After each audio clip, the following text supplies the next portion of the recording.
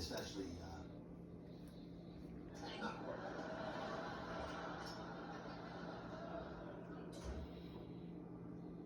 Wow. Turned down by swingers. now I know. Should have worn my stretchy jeans.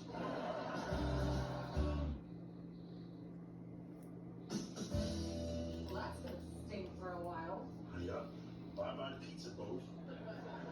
That's the takeaway from this? The pizza boat? It's the front runner right now, yes. You're unbelievable. I don't know what you want us to do, right? I mean, nobody wants to hang out with us.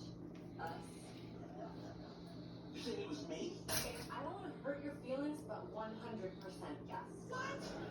Okay, well, since we're taking feelings off the table, I'm gonna tell you right now, I've been carrying this team for years. Carrying us? Yeah. With what? Your stupid jokes? Those little jokes are a lighthouse for people who are lost in the ocean of your boring ass stories. They're out there floating.